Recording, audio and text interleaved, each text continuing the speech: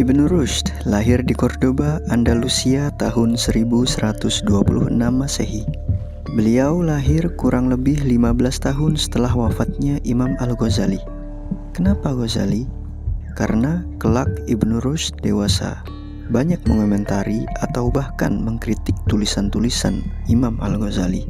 Dan pertarungan gagasan antar kedua tokoh besar yang hidup dalam masa yang berbeda ini menjadi salah satu yang paling hangat pada zaman itu, atau mungkin bahkan sampai sekarang. Sama seperti pendahulunya, Ibnu Rushd diangkat sebagai qadhi atau kepala hakim syariat pada masa kekhalifahan Abu Ya'qub Yusuf.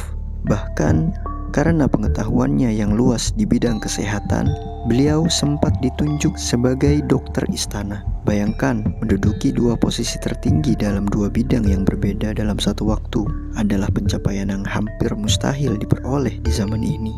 Setelah meninggalnya Khalifah Abu Ya'qub Yusuf, dunia Islam mengalami pergolakan politik yang cukup hebat. Kondisi umat Islam yang mengharuskan untuk berperang menyebabkan saat itu ahli fikih lebih dibutuhkan oleh kekhalifahan dibandingkan ahli filsafat.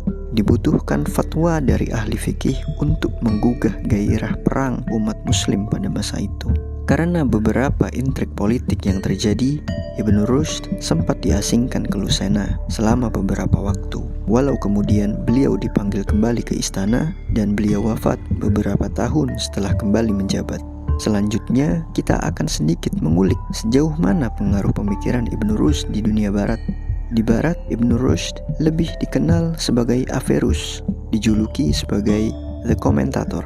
Hal ini dikarenakan banyaknya tulisan beliau yang berbentuk komentar atau sarah atas pemikiran tokoh lain. Ada beberapa tipe sarah yang dibuat Ibnu Rushd. Yang pertama, berupa ringkasan terhadap sebuah buku atau tulisan. Jumlah halamannya relatif sedikit.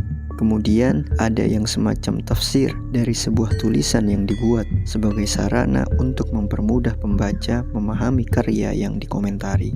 Terakhir, yang paling tebal adalah sarah yang berupa komentar atau kritik Ibnu Rushd terhadap buku yang dikomentari. Walaupun buku-buku beliau sempat dicekal, bahkan dibakar habis oleh kekhalifahan karena dinamika politik saat itu, kenyataannya tulisan-tulisan Ibnu Rushd mulai diterjemahkan ke bahasa Latin dan dikonsumsi secara luas di dunia barat.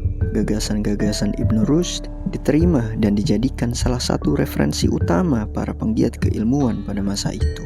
Dan sekali lagi, tulisan-tulisan Ibnu Rushd dilarang kali ini oleh pihak gereja yang menganggap gagasan yang dibawa beliau mengganggu stabilitas pemikiran keagamaan saat itu, dan dikhawatirkan mengganggu dominasi pihak gereja terhadap masyarakat luas. Bahkan, tidak sedikit para penganut pemahaman Ibnu Rushd dieksekusi mati. Buku bisa dibakar, manusia dapat dibunuh. Namun, sampai kapanpun, gagasan akan tetap hidup. Nyatanya, pengikut gagasan Ibnu Rushd masih terus ada dan berkembang sampai lahirnya Averroisme, yaitu kelompok orang yang menganut pandangan yang dimiliki oleh Ibnu Rushd. Averroisme ini yang kelak menjadi salah satu cikal bakal lahirnya Renaissance atau abad pencerahan Eropa. Sejak saat itu, dunia barat meroket menjadi pemimpin dan inisiator pada hampir segala bidang keilmuan dan teknologi hingga saat ini.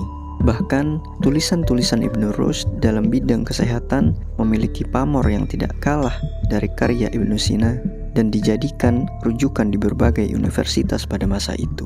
Lalu, bagaimanakah sebenarnya corak pemikiran Ibnu Rushd ini? Apa yang membuat beliau begitu diagungkan pada masa itu? Yang pertama, Ibnu Rushd adalah sosok yang tidak pernah menyerang personal. Julukannya sebagai sang komentator menunjukkan betapa banyaknya karya beliau yang berupa komentar, bahkan kritik terhadap tulisan dari tokoh lain. Namun, dari sekian banyaknya karya, beliau tak pernah menyuarakan nada kebencian dalam tulisannya. Sebaliknya, komentar disampaikan secara santun tanpa kehilangan ketegasan pada poin yang disampaikan. Hal yang kelihatannya sederhana, namun menunjukkan kedewasaan berpikir seorang intelektual, menyadari bahwa kebenaran sejati hanya dipegang oleh Tuhan. Sesuatu yang cukup jarang ditemui pada tradisi intelektual masyarakat kita dewasa ini. Selanjutnya, Ibnu Rushd adalah salah seorang yang mendorong untuk berpikir merdeka. Sebagai informasi pada saat itu, secara umum, cara berpikir intelektual dibagi menjadi dua. Yang pertama, berpikir bebas, yaitu mengedepankan aspek rasionalitas tanpa terkungkung pada aturan atau dogma agama. Yang kedua adalah cara berpikir yang dianut oleh sebagian besar kaum agamawan pada masa itu, yaitu memberikan pagar yang ketat pada tradisi filsafat agar tidak keluar dari koridor yang telah disepakati, terutama pembicaraan yang berhubungan dengan zat Tuhan. Berpikir merdeka dalam pandangan Ibnu Rushd adalah semacam sintesa dari kedua cara berpikir tersebut, yaitu tetap berpikir secara bebas namun tidak mengabaikan prinsip dan nilai keagamaan. Islam perlu dicapai dari segala aspek keilmuan agar lebih sempurna.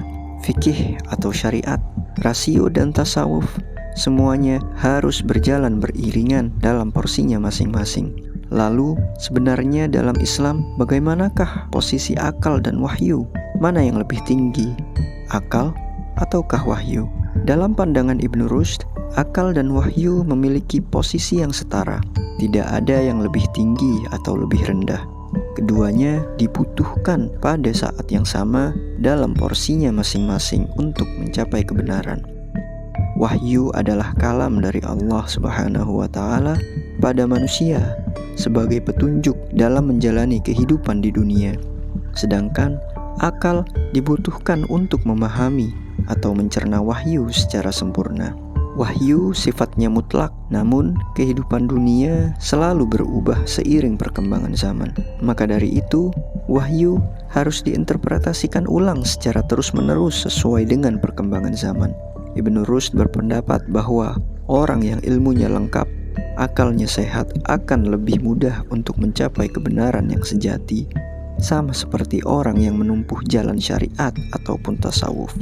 Keduanya memiliki tujuan yang sama, hanya saja jalannya yang berbeda. Tidak ada yang perlu dipertengkarkan. Masing-masing memiliki porsinya tersendiri. Bahkan idealnya Islam harus dipandang dari sisi-sisi tersebut secara bersamaan. Begitulah narasi yang dapat kami sajikan dari sosok Ibnu Rushd. Barangkali ada sesuatu yang dapat kita ambil sebagai pelajaran.